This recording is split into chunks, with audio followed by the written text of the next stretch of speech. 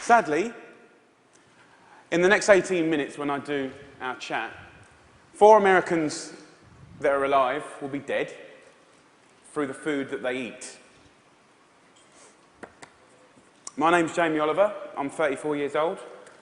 I'm from Essex in England.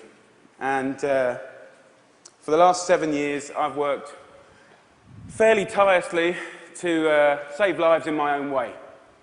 I'm not a doctor. I'm a chef. I don't have expensive equipment or medicine. I use information, education. I profoundly believe that the power of food has a primal place in our homes that binds us to the best bits of life. We have an awful, awful reality right now. America, you're at the top of your game. This is one of the most unhealthy countries in the world. Can I please just see a raise of hands for how many of you have children in this room today? Please put your hands up. Aunties, uncles, you can continue to put your hands up. Aunties and uncles as well? Most of you. Okay. We, the adults of the last 4 generations, have blessed our children with the destiny of a shorter lifespan than their own parents. Your child will live a life 10 years younger than you because of the landscape of food that we've built around them.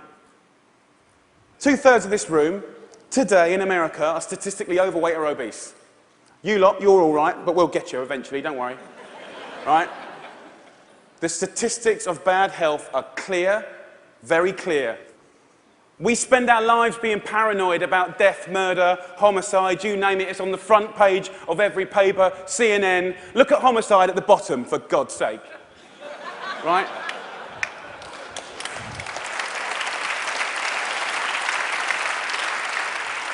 Every single one of those ones in the red is a diet-related disease. Any doctor, any specialist will tell you that. Fact. Diet-related disease is the biggest killer in the United States right now, here today. This is a global problem. It's a catastrophe. It's sweeping the world. England is right behind you, as usual.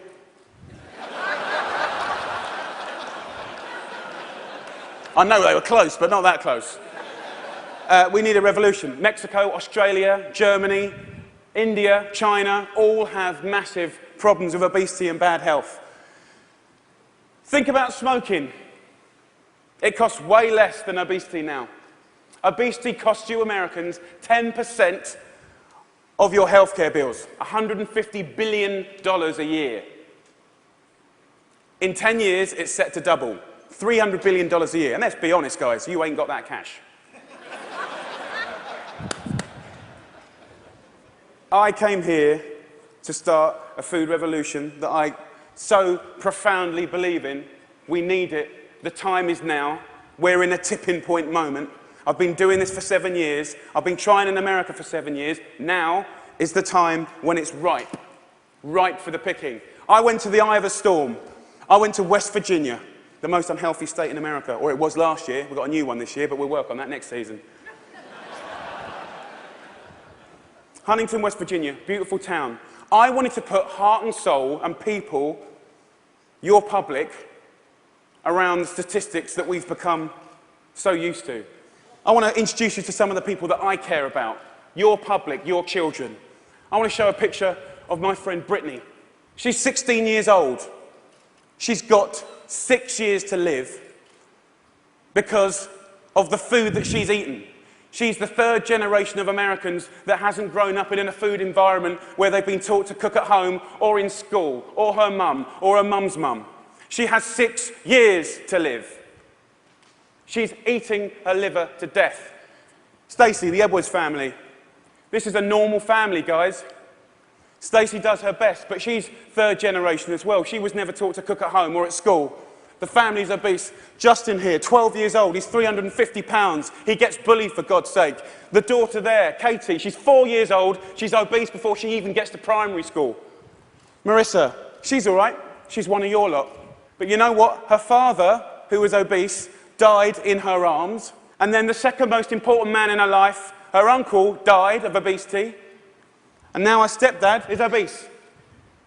You see, the thing is, obesity and diet-related disease doesn't just hurt the people that have it, it's all of their friends, families, brothers, sisters. Pastor Steve, an inspirational man, one of my early allies in Huntington, West Virginia. He's at the sharp knife edge of this problem. He has to bury the people, okay? And he's fed up with it. He's fed up with burying his friends, his family, his community. Come winter, 3 times as many people die. He's sick of it. This is preventable disease, waste of life. By the way, this is what they get buried in. We're not geared up to do this. Can't even get them out the door, and I'm being serious. Can't even get them there, forklift. Okay, I see it as a triangle, okay? This is our landscape of food. I need you to understand it. You've probably heard all this before, but let's just go back over it. Over the last 30 years, what's happened that's ripped the heart out of this country? Let's be frank and honest. Well, modern day life. Let's start with the main street. Fast food has taken over the whole country, we know that. The big brands are some of the most important powers, powerful powers in this country. Supermarkets as well.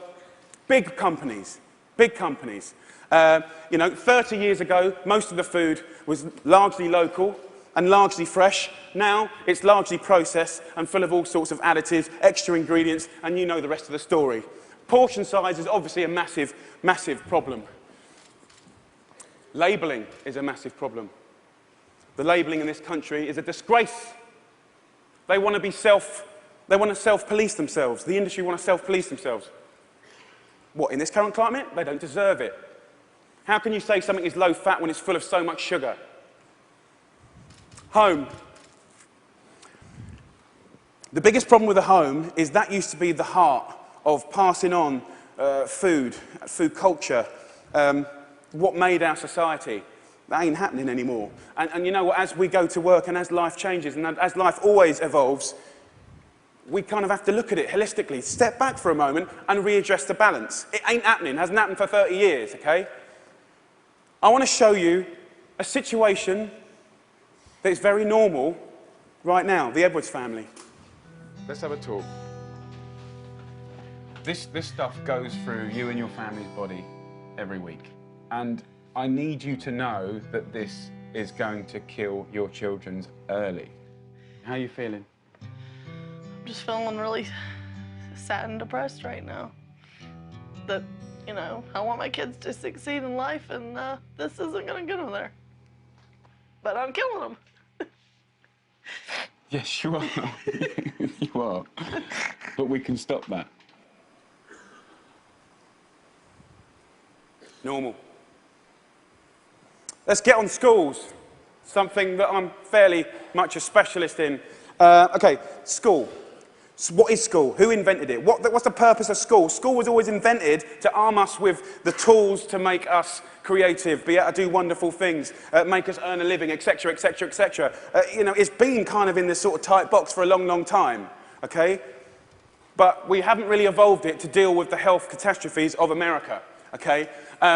School food is something that most kids, 31 million a day actually, have twice a day, more than often, breakfast and lunch, 180 days of the year. So you could say that school food is quite important, really, judging the circumstances.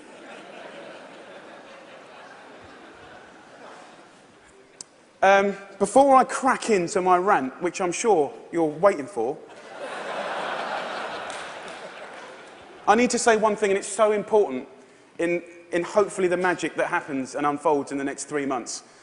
The lunch ladies, the lunch cooks of America, I offer myself as their ambassador.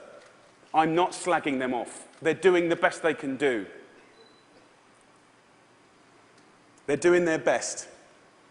But they're doing what they're told, and what they're being told to do is wrong. The system is highly run by accountants. There's not enough or any food knowledgeable people in the business. There's a problem. If you're not a food expert and you've got tight budgets and it's getting tighter, then you can't be creative. You can't duck and dive and write different things around things. If you're an accountant and a box ticker, the only thing you can do in these circumstances is buy cheaper shit. Now, the reality is the food that your kids get every day is fast food. It's highly processed. There's not enough fresh food in there at all. You know, the amount of additives, E-numbers, ingredients you wouldn't believe. There's not enough veggies at all. French fries are considered a vegetable. Pizza for breakfast. They don't even get given crockery. Knives and forks, no, they're too dangerous. There's scissors in the classroom, but knives and forks, no. And the way I look at it is if you don't have knives and forks in your school, you're purely endorsing, from a state level, fast food, because it's handheld. And yes, by the way, it is fast food. It's sloppy joes, it's burgers, it's wieners, it's pizzas, it's all of that stuff. 10% of what we spend on healthcare, as I said earlier, is on obesity, and it's going to double. We're not teaching our kids. There's no statutory right to teach kids about food, elementary or secondary school, okay? We don't teach kids about food, right? And this is a little clip from an elementary school, which is very common in England. Who knows what this is? Potatoes. Potato? So you think these are potatoes? Do you know what that is? Do you know what that is? Broccoli. What about this? Our good old friend. Do you know what this is, honey? Celery. No. What do you think it is, darling? Onion. Onion, no. Immediately you get a really clear sense of, do the kids know anything about where food comes from? Who knows what that is? Pear. What do you think this is? I don't know. If the kids don't know what stuff is, then they will never eat it. Normal. England and America. England and America. Guess what fixed that? Guess what fixed that? 2 one-hour sessions. We've got to start teaching our kids about food in schools, period.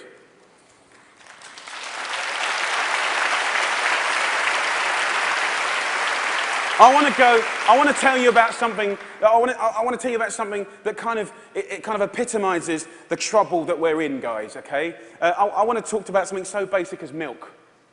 Every kid has the right to milk at school. Your kids will be having milk at school, breakfast and lunch. Right? They'll be having 2 bottles. Okay? And most kids do. But milk ain't good enough anymore because someone at the milk board, right? And don't get me wrong, I support milk. But someone at the milk board probably paid a lot of money for some geezer to work out that if you put loads of flavourings and colourings and sugar in milk, right, more kids will drink it. Yeah. And obviously, you know, now that's going to catch on. The Apple board is going to work out that if they make toffee apples, they'll eat more apples as well. Do you know what I mean? For me, there ain't no need to flavour the milk, okay? There's sugar in everything. I know the ins and outs of those ingredients. It's in everything. Even the milk hasn't escaped the kind of modern day problems. There's our milk, there's our carton. In that is nearly as much sugar as one of your favourite cans of fizzy pop, and they're having 2 a day. So, let me just show you.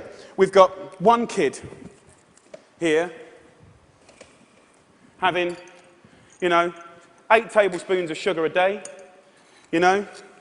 There's your week, there's your month, and I've took the liberty of putting in just the 5 years of elementary school sugar, just from milk. Now, I don't know about you guys, but judging the circumstances, right, any judge in the whole world would look at the statistics and the evidence, and they would find any government of old guilty of child abuse. That's my belief.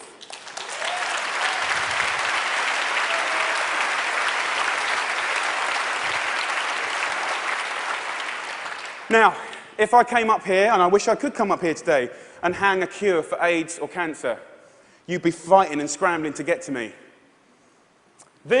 All this bad news is preventable. That's the good news. It's very, very preventable. So let's just think about, we've got a problem here, we need to reboot.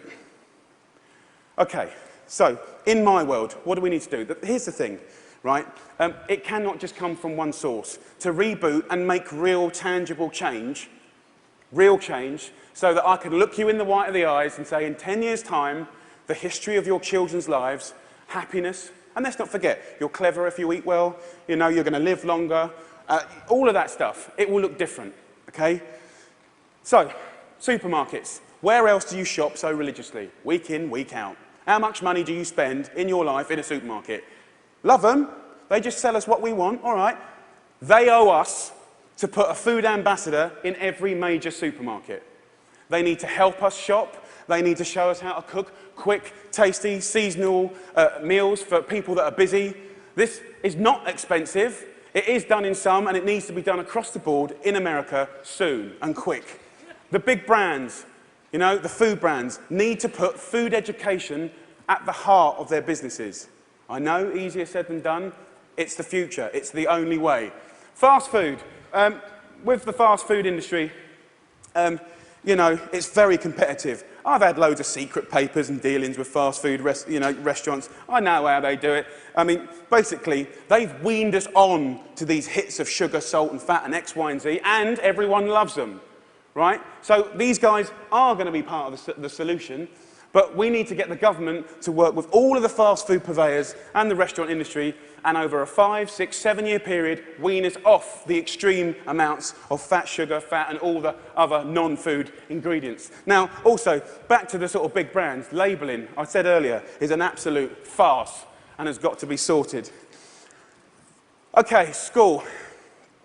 Obviously, in schools, we owe it to them to make sure those 180 days of the year, from that little precious age of 4 to 18, 20, 24, whatever, they need to be cooked proper, fresh food from local girls on site, okay? There needs to be a new standard of fresh, proper food for your children. Yeah?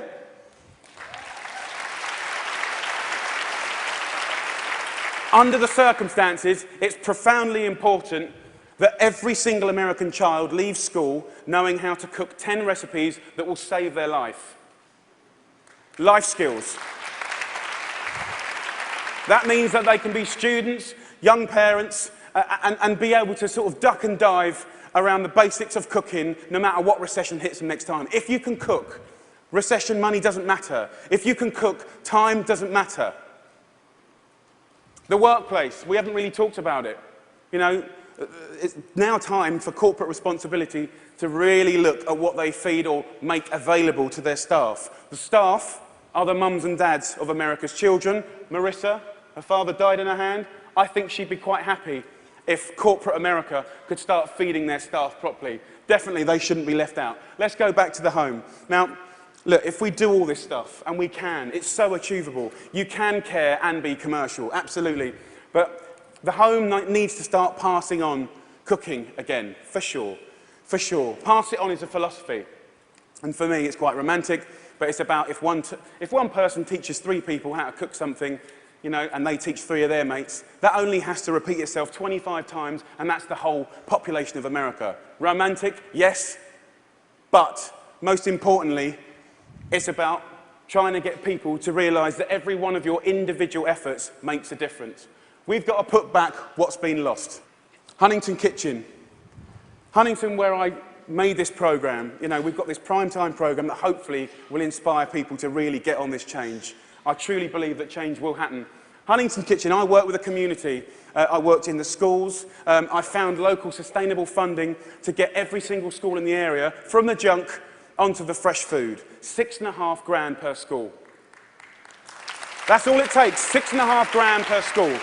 The kitchen is 25 grand a month, okay? This can do 5,000 people a year, which is 10% of their population, and it's people on people. You know, it's local cooks teaching local people. It's free cooking lessons, guys. Free cooking lessons in the main street. This is real tangible change. Real tangible change. Around America, if we just look back now, there's plenty of wonderful things going on. There's plenty of beautiful things going on. There are angels around America doing great things in schools, farm-to-school setups, garden setups, education. There are amazing people doing this already. The problem is they all want to roll out what they're doing to the next school and the next, but there's no cash. We need to recognise the experts and the angels quickly, identify them, and allow them to easily find the resource to keep rolling out what they're already doing and doing well. businesses of America need to support Mrs. Obama to do the things that she wants to do.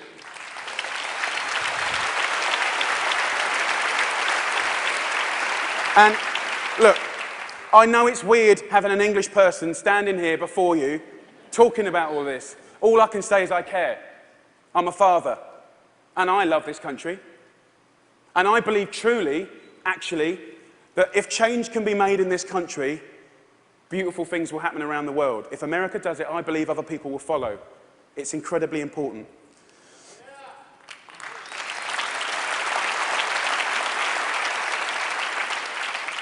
When I was in Huntington, trying to get a few things to work when they weren't, I thought, if I had a magic wand, what would I do? And I thought, you know what, I'd just love to be put in front of some of the most amazing movers and shakers in America. And a month later, Ted phoned me up and gave me this award. I'm here. So my wish.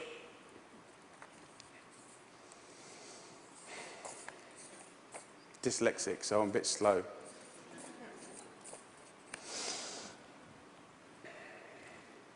My wish is for you to help a strong, sustainable movement to educate every child about food, to inspire families to cook again, and to empower people everywhere to fight obesity.